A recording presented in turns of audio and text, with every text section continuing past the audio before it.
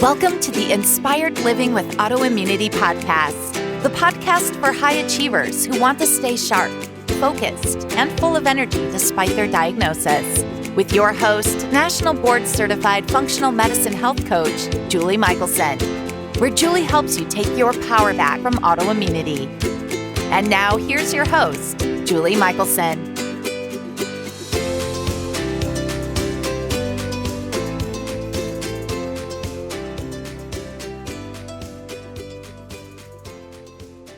Welcome back to the Inspired Living with Autoimmunity podcast. I'm your host, Julie Michelson, and today we are joined by Dr. Navaz Habib, author of Activate Your Vagus Nerve and the host of the Health Upgrade podcast. In this episode, we are talking about, you guessed it, the important role of the vagus nerve in controlling inflammation and how exercising it can improve your health. Dr. Habib connects the dots for us between autoimmunity and the vagus nerve, and he gives us amazing tips and exercises we can start implementing today to improve our vagal tone.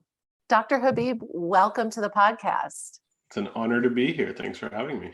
I am super excited to start this conversation. It's going to be such a value for listeners, but I love to find out how it is you came to be specializing in what you're doing, because I know most of us, that's not what we dreamt of when we were kids. So would you be willing to share some of your story with us? Yeah, absolutely. So my story, just like so many other kind of functional and wellness-based practitioners, starts with my own health issue, actually. So I was in chiropractic college. I'm a chiropractor by profession now, but when I was in chiropractic college, I weighed 250 pounds. I had high blood pressure. I was borderline diabetic in my 20s. And it was a bit of an oxymoron. I was in a health-based school learning how to teach my patients how to be healthy and live healthier lives. And yet I wasn't kind of living it myself. And I was honored to be selected as valedictorian of my class, which was wonderful. I still remember being on stage and just having this overcome feeling of imposter syndrome, that I'm speaking to 1,500 people, including classmates and family members, from the stage about our journey through our health college, and yet I'm the one who probably needs that support the most and wasn't able to implement a lot of that myself. And I think what happened over the next little bit was I started to get into this mindset of, how do I use this for myself? How do I shift it so that my health journey can actually become a positive? Because at the time I had just met my wife. We were talking about future kids, kind of all of those positive things. And we didn't want to have our kids deal with the same health challenges that me and my wife were dealing with.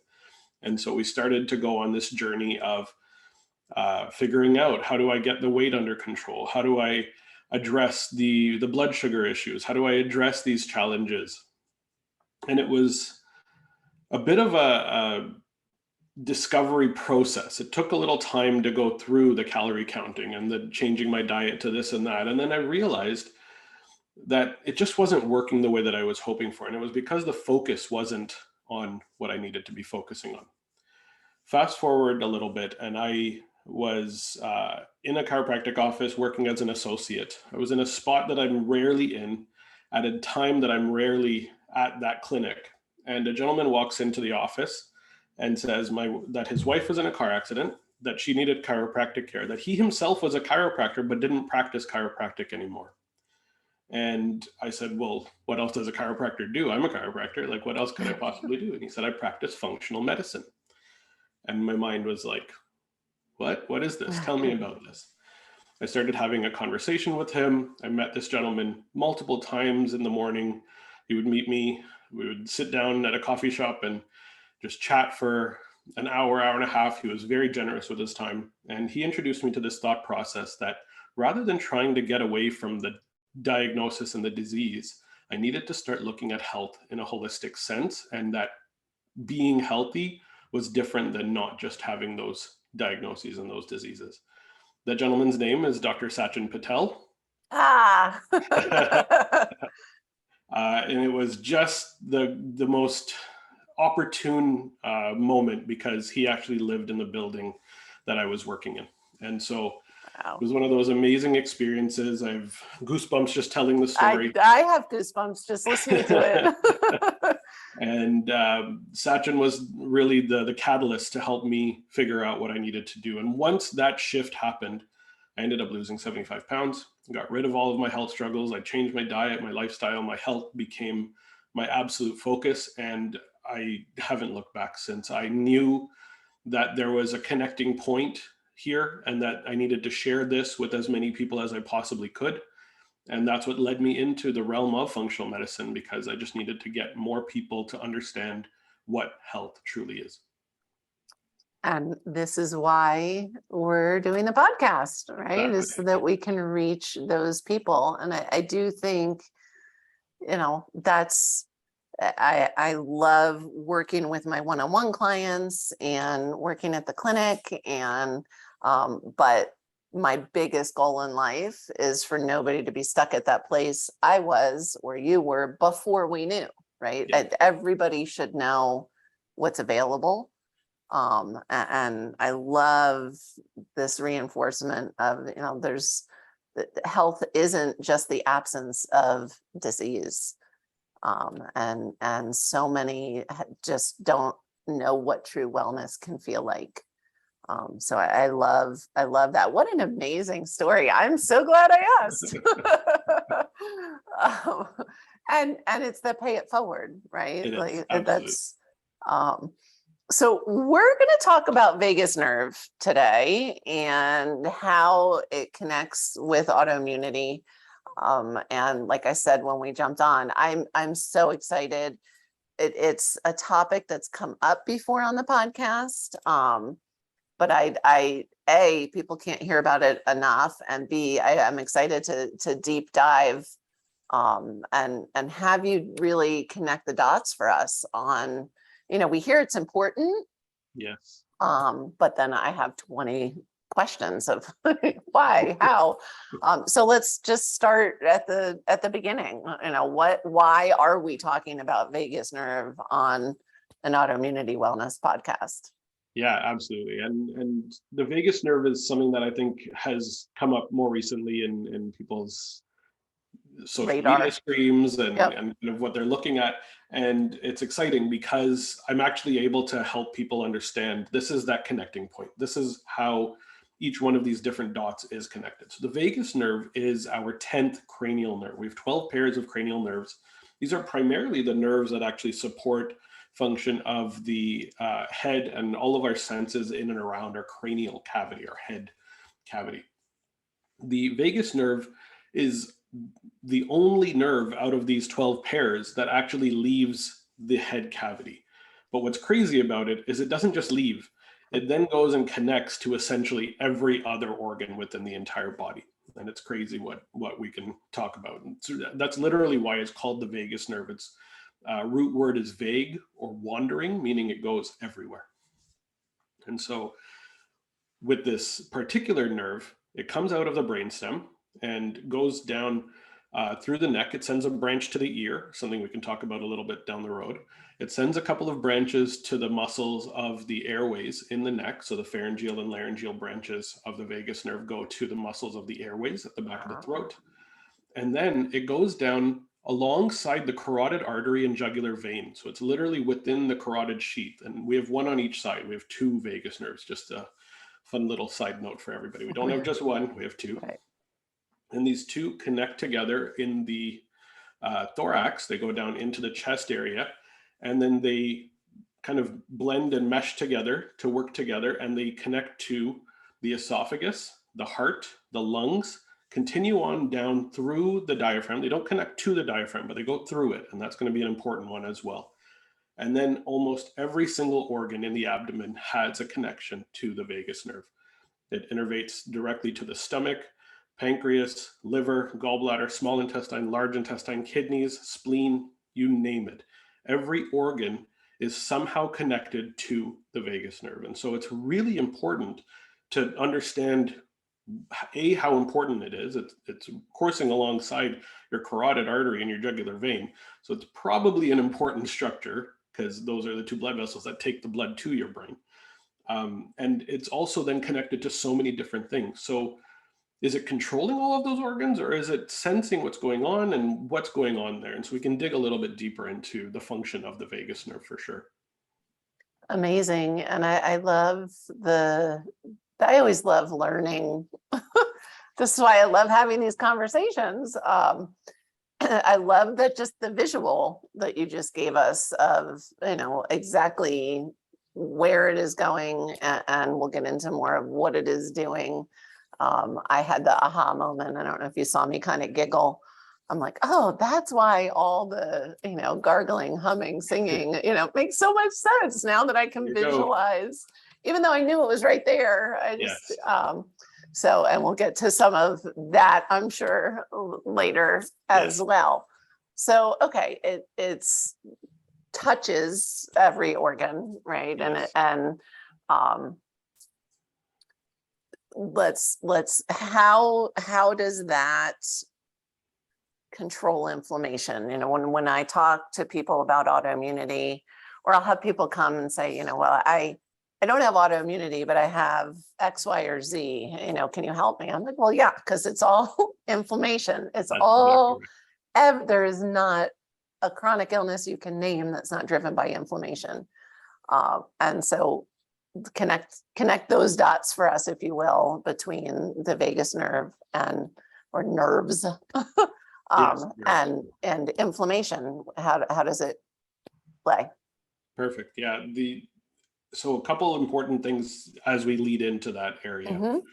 About 80% of the information that is on the vagus nerve is coming from the organs up to the brainstem. That means that 80% of the information is afferent. It is sensing what's happening internally within the body. It is sensing stretch within the stomach, the small intestine, the large intestine, and allowing for our migrating motor complex and peristalsis to occur in those organs in the digestive tract. It is sensing inflammation in all of those areas. The inflammatory cytokines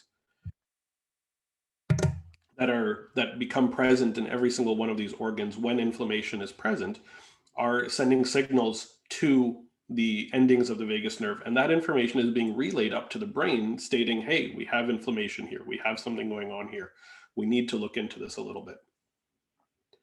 So all of these inflammatory kind of triggers that are occurring within every organ, primarily within the gut, and this is an important one, are transferred up through the vagus nerve. The vagus nerve is the gut-brain axis, the physical connection of the gut-brain axis. This is how information gets relayed from what's happening internally up to the brain. There are some other routes, but the vagus nerve is kind of that primary physical route by which information is passed up.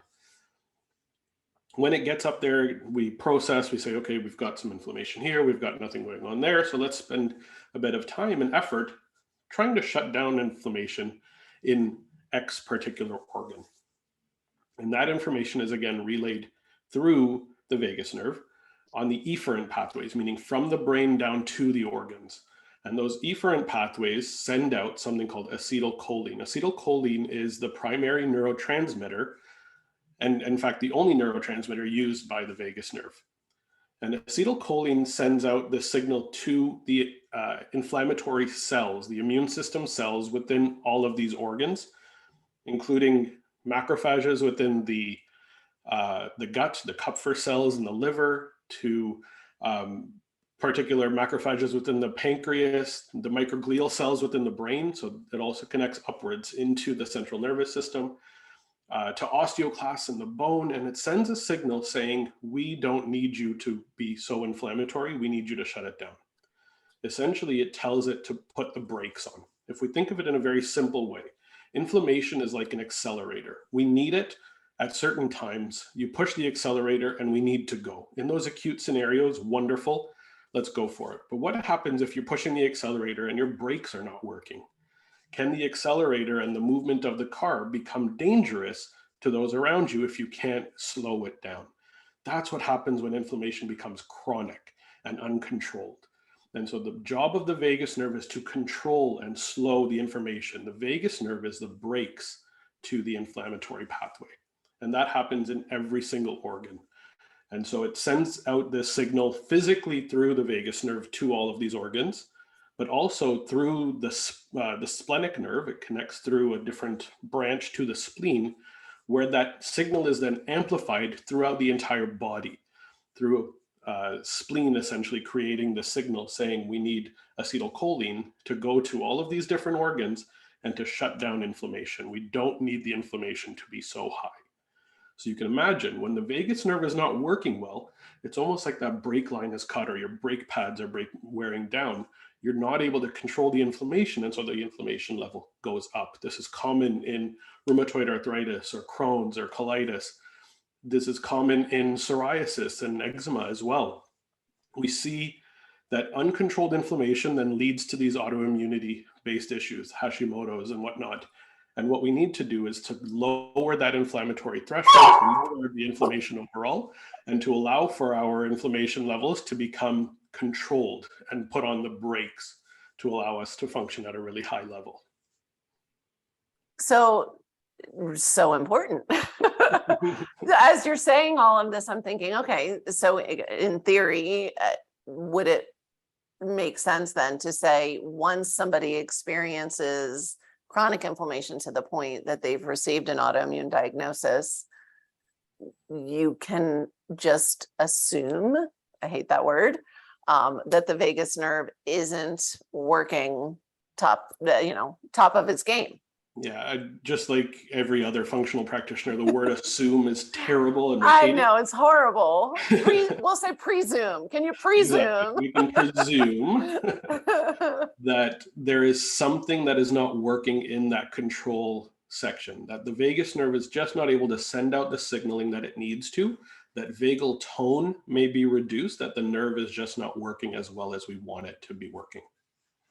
And you just planted such a seed for us, because I have a feeling we're going to talk at some point about vagal tone and how to improve vagal tone. Yes. So other than if somebody's experiencing, symptoms that they know are related to chronic inflammation, is there a way to tell, somebody's listening and maybe they're listening because they have a loved one with autoimmunity and they're like, well, I wonder how my vagus nerve is. And Lily wants to make her voice heard as well. So the best way to really kind of dig into this, to understand vagal tone and vagus nerve function, lucky enough, we're in a position now where our technology has kind of caught up and it's able to help us see things that we weren't able to see before. So the very basic, very easiest way to see if there might be something wrong with the vagus nerve, not necessarily directly, is your heart rate. Okay, so your heart rate is actually lowered by vagus nerve innervation. The vagus nerve helps to lower your heart rate into a proper resting zone. If we see a heart rate, a resting heart rate in particular, over 70 beats per minute, it's a pretty clear sign that your body is working really hard and you're in a sympathetic state. Okay. We haven't talked a lot about this, but the autonomic nervous system, essentially the control of the natural automatic processes within our body, is done by two systems. One, or the autonomic nervous system, is the overarching control. And this system has two sides. It has the sympathetic fight or flight side and the parasympathetic rest, digest, recover side. Yes, I've added the word recover because the parasympathetic nervous system is innervated, or it's controlled through the vagus nerve. So that inflammatory control is a part of that parasympathetic nervous system, where sympathetic nervous system is that accelerator. It's that go, go, go. Something is happening. There's stress. We're in this fight or flight state and we need to be going hard, and the accelerator needs to be pushed. And in an acute circumstance, that's great. You're exercising, you're biking, you're lifting weights, you're handling some sort of stressor at work, phenomenal. But if that stress is constant, it's going to slowly wear down the brakes. It's like pushing the accelerator and the brakes at the same time. The brakes are going to wear away before the accelerator shuts off. And so we don't want that to happen. We want there to be balance between these two systems. And so this is an important distinction. So now if we get into this parasympathetic state, where we're able to lower the heart rate, where we're able to bring it down into that zone of 50 to 70, kind of being a good basic heart rate. That's what we want to look for as kind of a basic overarching, not directly located within the vagus nerve vagal tone zone, but it does give us an indication of maybe something not being right. Okay. The next step to that, to look into actual vagus nerve function, is heart rate variability, HRV. Yep. All right. So this is exciting. This is where we get to understand, is the vagus nerve working well or not? HRV is not a measure of your heart rate or heart beats per minute. It's a measure of the number of milliseconds between beats of the heart averaged over a period of time.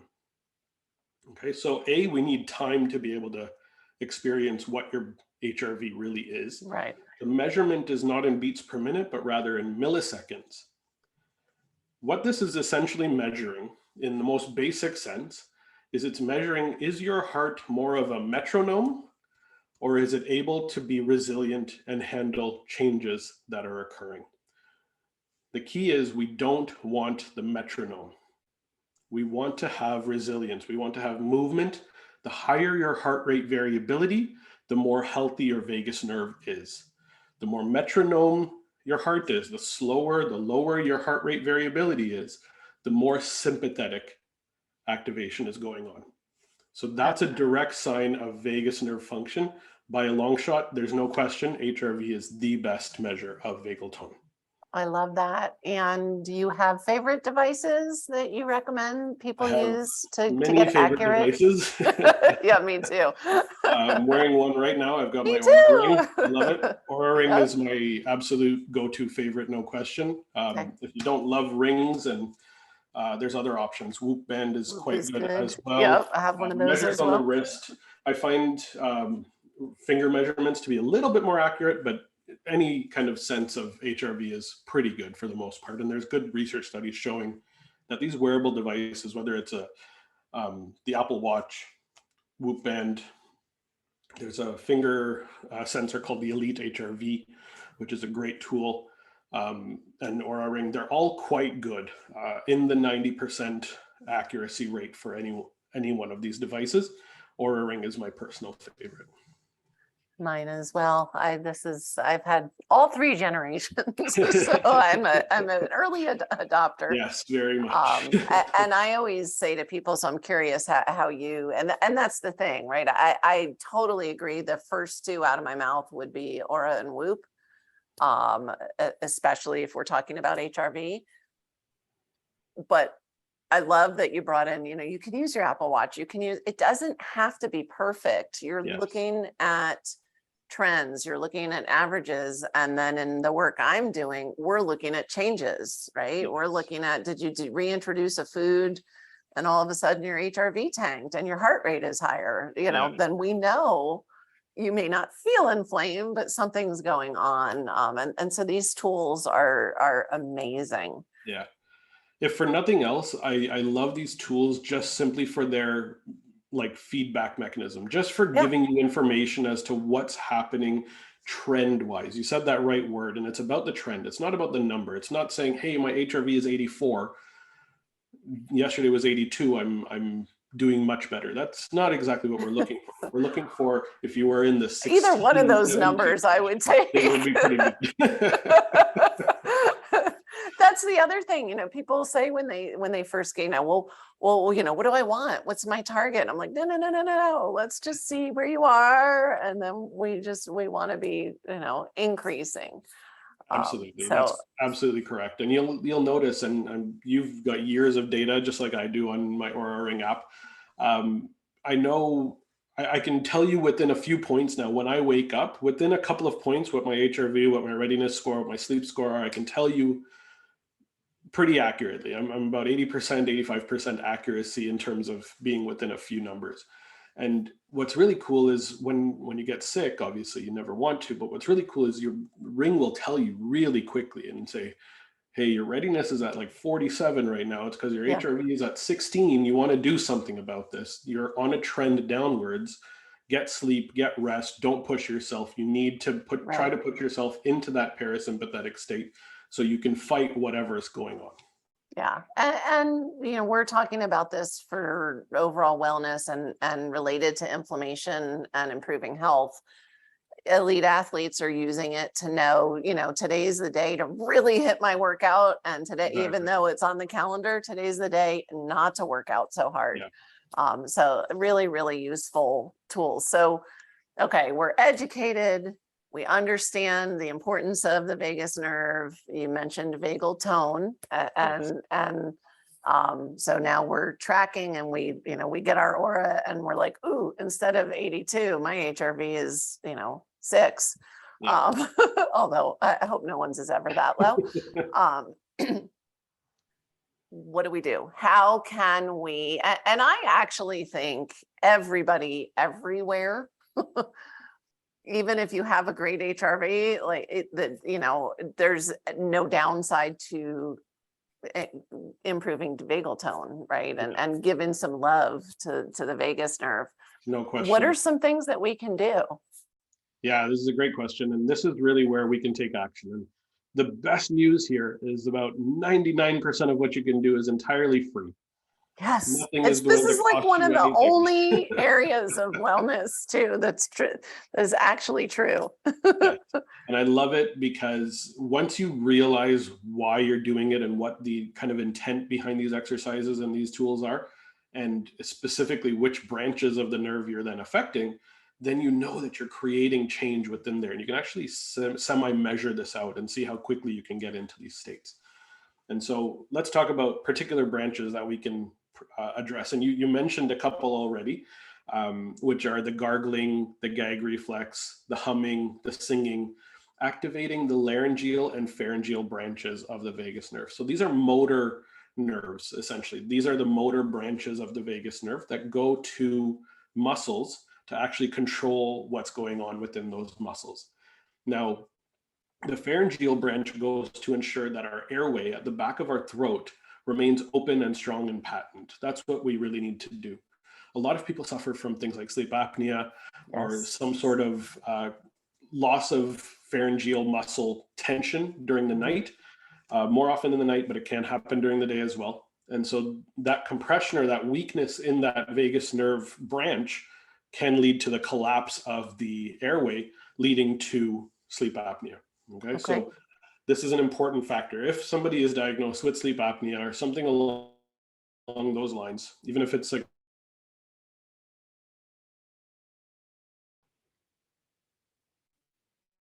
so with regards to that pharyngeal branch, what we want to do to stimulate, to get that airway patent and open, is we want to start humming, chanting, gargling, which is really awesome. Especially if you have digestive issues, gargling is kind of one of those better options as well, especially if you do it aggressively. So let's go with regards to the pharyngeal and laryngeal branches, the top 3 exercises: gargling, humming, chanting. Okay.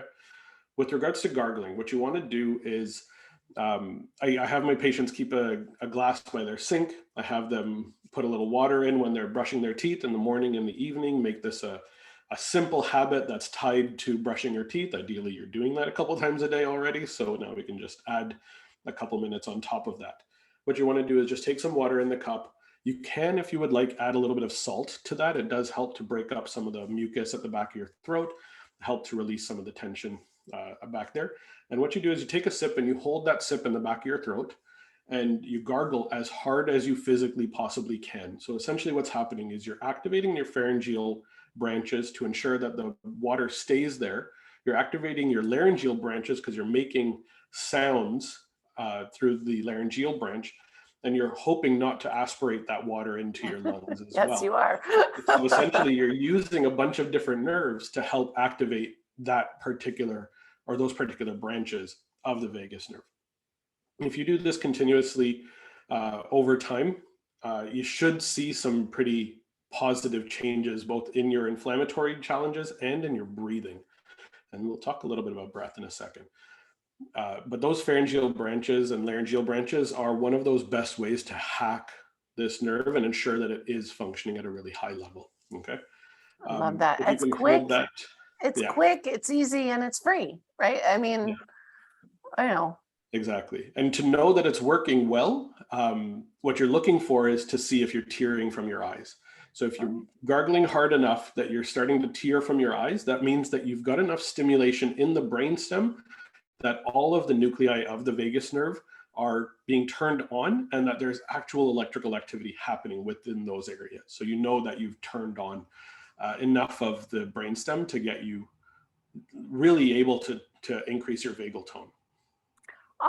Nobody's ever told me that before. So I'm so excited. So we're done. I'm good. No, I'm kidding. I love that. Because we need the feedback, right? How do we know if we're doing it right? How do we know, like you said, don't aspirate the water.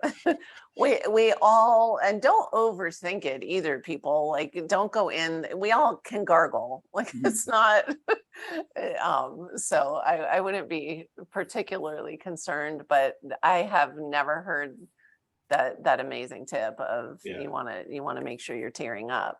So, and I like a target, right? Who doesn't want the target? Love that. I've heard people, I've heard for some people, it takes weeks to months to really get that to that point where the tearing occurs. And that's a sign that it wasn't working really well, that your brainstem didn't have that electrical activity and the tone was down. So this is something that if you practice regularly and you're able to work your way up to, it's a really positive development that you're in the right direction. Amazing. Amazing. So you already mentioned you want to talk about breath. So let's dig into breath. Keep moving. Yes. Perfect. So the vagus nerve, like I said, sends branches to the lungs. And in particular, it's measuring stretch within the lungs. Okay. It's also supporting alveolar macrophages, inflammation. That's an important piece to the puzzle here. But the stretch reflex within the lungs tells us what state we're in. The breath is the best way to control whether we're in sympathetic or parasympathetic. So think of it this way. If your boss comes by and taps you on your shoulder and says, I need to see you in my office right now, what happens? We go into a state of stress, of fight or flight. We're going to shift. Our pupils are going to dilate. We're going to look for all of the threats. We're going to become aware what's going on. It's the same reaction that our bodies had to when a saber-toothed tiger was chasing us. Same idea. Okay. So now we've got this stress, the eyes open up, our heart rate goes up, that's sympathetic as well. And what happens to our breath? It becomes short and shallow. I need oxygen as quickly as I possibly can. I need it now. Let's get it going. So you go into this chest breathing, short, shallow breaths using accessory breathing muscles. These are the muscles in the upper chest and the traps. How many people have tight traps and upper back muscles because we have terrible posture being on our laptops and cell phones for 10 hours a day. But in addition to that, we're then breathing using the wrong muscles. So this is what the sympathetic reaction is going to be. In order to control that, to shift that to parasympathetic, what we want to do is create more stretch within the lungs. Best way to do that is to turn our breath from chest breathing to diaphragmatic belly breathing. Yep. Deep belly breathing is the most effective tool that literally within 3 breaths, you can shift your situation from sympathetic to parasympathetic really, really effectively. So what I have my patients and my daughter do as well, because she's already doing it at age 5, breathing through her chest. I have them put one hand on their chest, one hand on their belly, and take 3 deep breaths. Ideally in through the nose, out through the mouth. This is your breathing tube. This is your eating tube. Different tubes, different functions. And so we breathe in through the nose and we expand the balloon in our belly. This is what I tell my 5-year-old. You want to expand the balloon in your belly, not the one in your chest. So I'll put my hand on her belly and I'll say, I need to feel my hand moving up and down. And so what you want to do is not feel movement in the hand that's on your chest. You want to feel the movement, elevation and reduction kind of going up and down in the belly. Do that for 3 breaths. That's all I ask. And you'll all of a sudden feel a very simple shift to calm, to relaxed, to parasympathetic. If you can do this regularly, it becomes something that is almost second nature. If you start to be able to do this under stress, then you're able to control yourself from going too far off the deep end on the sympathetic side and be able to shift yourself back to parasympathetic. This is where breathing calmly during exercise comes into play. This is where breathing calmly when you get into an ice bath comes into play, or when you turn your shower to as cold as you possibly can. So the same way that we would exercise our muscles, let's say, for example, we're doing squats, we put a rack of weight on our back, we're doing some air squats initially, and then we move up to putting a little bit of weight on our back, and then we add more weight to that. We want to build up, we want to increase our ability to be able to function under stress. We want to allow for our muscles to get stronger. In the same way, we want our diaphragm to get stronger and our willpower to allow us to get really strong. So regular deep breathing exercises in the morning, in the evening, in the middle of the day, multiple times when you're under stress or you just need to calm down, phenomenal. Now, if you elevate the stress level, like you get into a cold plunge or an ice bath, or you turn the shower to as cold as possible, that's like putting weight on your back. And now in that stressful circumstance, then you focus on controlling your deep diaphragmatic breath. Exactly. I love that. And I love that you're reminding listeners, you need to be doing it multiple times a day. I always say, because this is something I do with all my clients as well. And once in a while, I'll get the occasional client that'll say, oh, well, I'll do it when I'm stressed. And I'm like, well, but you don't have the tool in your toolbox if you're not exercising the muscle. And my favorite part is if the stressor is a confrontational interaction, nobody knows you're doing it. Yeah. Right. I mean, no one can see, no one can tell. And it really, talk about life-changing, aside from helping break inflammation and get you into a healing state, it gives you the pause, right? So that you're not reactive. And so it's such a gift. I love that your daughter is doing that. I mean, you just think of, you mentioned earlier, you and your wife wanted this next generation, right, to have a different experience, to have the tools to avoid ending up in that place where you were. And so how beautiful, because your daughter's not going to end up in that place. That's the goal, right? And so being able to teach her those tools early on in her life gives her the ability to handle those stressors when they come up when she's a bit older and when she endures the stressors of life. Amazing. So you've given us so many things already that we can do. And so it's almost not fair. And you are more than welcome to just reiterate one of the things you've already given. But what is one thing, listeners can start today? And again, you've already given us a list of them, but if you got to pick and you're asking listeners, just start this one thing right now to improve your health, what would it be? The biggest game changer is the breath. There's no question about it in my mind. I could name off 80 other things that you could do that would be beneficial, but nothing is as strong as learning to manage and control your breath, especially under stress. And so that would be my absolute go-to. If you can achieve that, just as a little fun tidbit on top, you mentioned that you give yourself that pause when you get into that deep diaphragmatic breathing. In fact, what happens when we're in a sympathetic state, our blood flow in our brain shifts to the hindbrain and actually goes to our survival areas. Right. And it actually shuts off blood flow to the frontal areas of our brain, the prefrontal cortex. Our thinking parts. Exactly, our thinking parts. Our intelligence, our executive function actually decreases when we're under stress. Yep. So if we can shift it to parasympathetic, we're actually able to turn on blood flow to our thinking areas. And that's why after a few deep breaths, you can think much more clearly, because physically you have created a shift of blood flow to the right areas to be able to think more clearly. Thank you again for that visual. And that may be the motivator for people. And this is why, again, we were talking HRV and I mentioned the elite athletes. This is why you and I both work with groups of people who are high achievers, whether it's in business, in life, athletic, it doesn't matter. These are the same up levels. I always say it's a spectrum.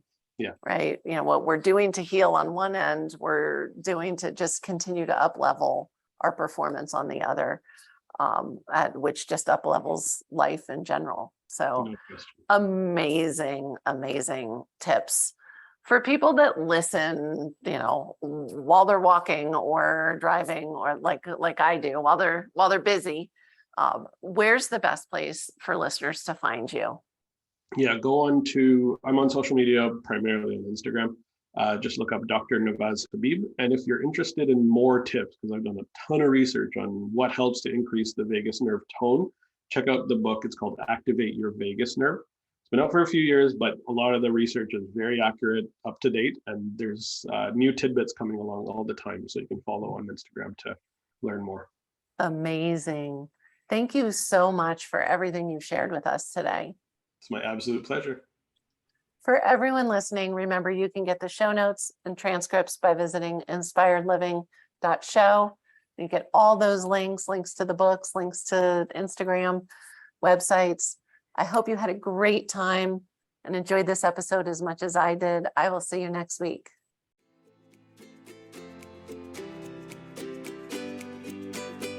Thank you for listening to Julie Michelson's Inspired Living with Autoimmunity. Did you enjoy this episode? Please like, share, and subscribe wherever you listen to podcasts. If you'd like to get a transcript of this and every other episode, just head on over to inspiredliving.show or click on the link in this episode's description. There, you can also find everything we discussed in this episode, including links and information about our guest. You can even send in your questions to be answered by Julie in a future episode. That's inspiredliving.show. Until next time, this is Julie Michelson's Inspired Living with Autoimmunity podcast, helping you take your power back.